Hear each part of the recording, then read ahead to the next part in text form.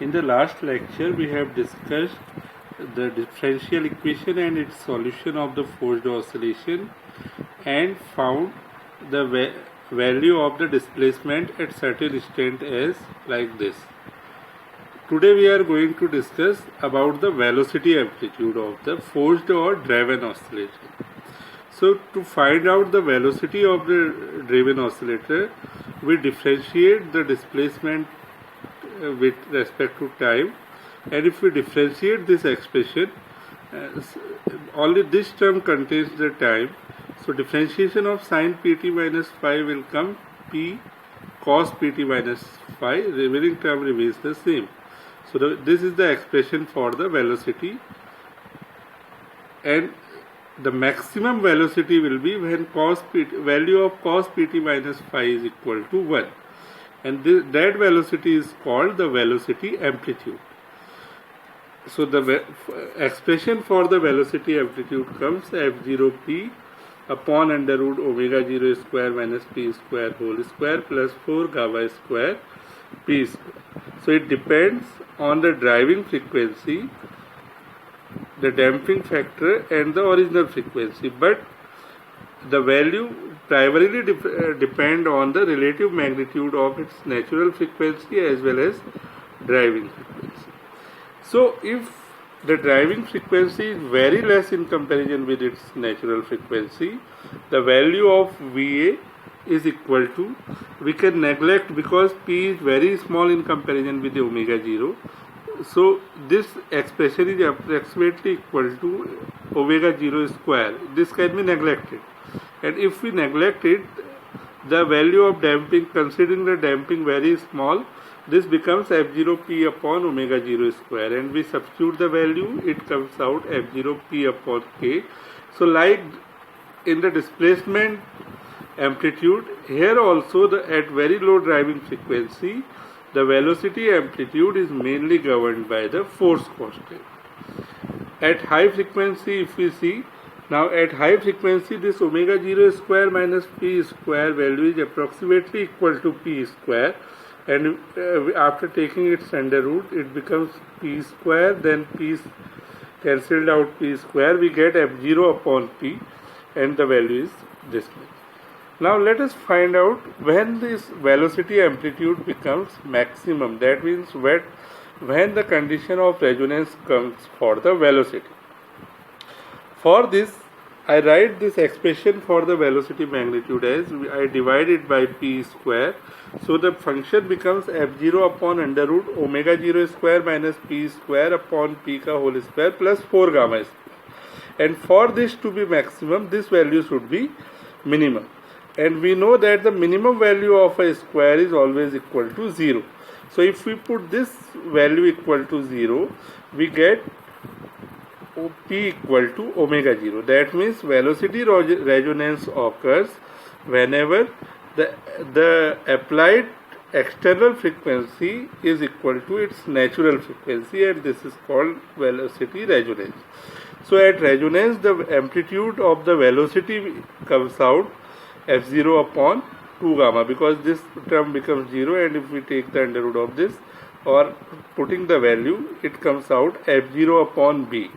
So this velocity amplitude at resonance is governed by the damping factor BA. After this, let us check the phase behavior, how the velocity of an oscillator changes its phase.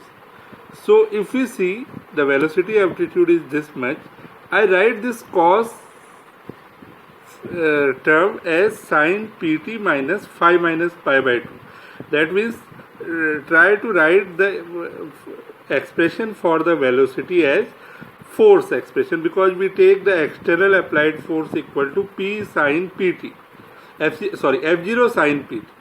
So likewise I write here sin pt minus phi minus pi by 2. Let me take this angle equal to theta. So if this angle is theta, we can say that this velocity, because it comes out with the minus sign theta, so velocity lags behind the driving force by an angle phi minus pi by 2. Now if again let us check, whenever the external force frequency is very less than omega 0, in that case this phi lies between 0 to pi by 2. Why? Because tan phi is positive there, and when tan phi is positive, that means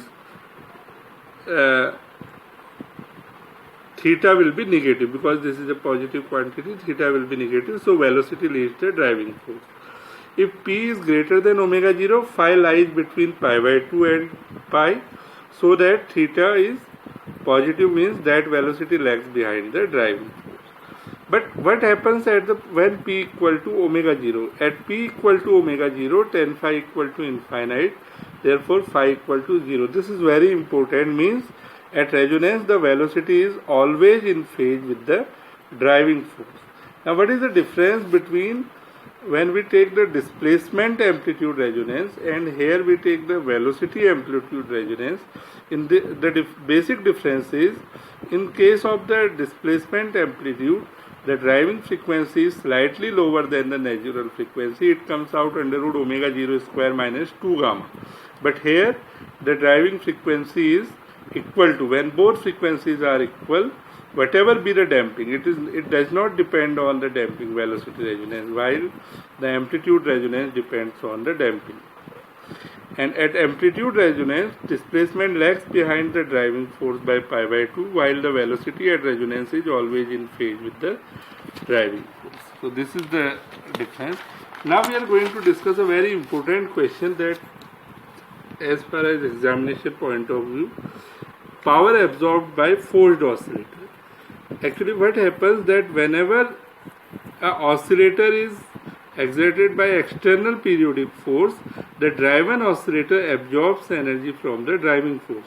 This energy is dissipated in doing work against the damping force present. So we have to prove that in the steady state the power supplied by driving force equals to the power dissipation by driven oscillator.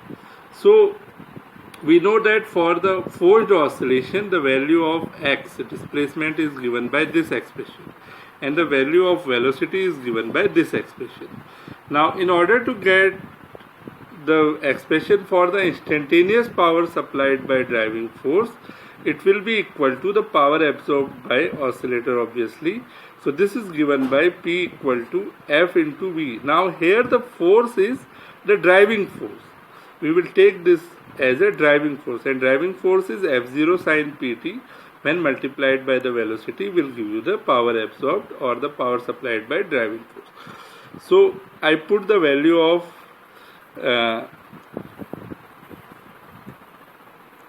force F0 sin Pt, when I multiplied it by V, put the value of V from this expression to here, the resultant expression becomes m f0 square p upon under root omega 0 square p square plus 4 gamma square p square sin pt cos pt minus phi, because this is capital F0 and I put capital F0 equal upon m equal to F0, means F0 capital F0 equal to m into F0. So I substitute in place of F0, I substitute mf0, so that this expression comes out.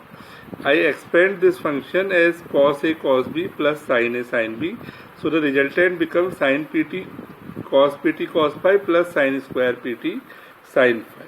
So average power absorbed, if we take the average of this function over a time period, we see that value of sin pt cos pt over a time period is equal to 0, while the average value of sin square pt over a time period is 1 by 2. So I substitute, this becomes 0, this becomes 1 by 2, I substitute the value here p average as 1 by 2 sin phi, because tan phi is equal to 2 gamma p upon under root omega 0 square minus p square.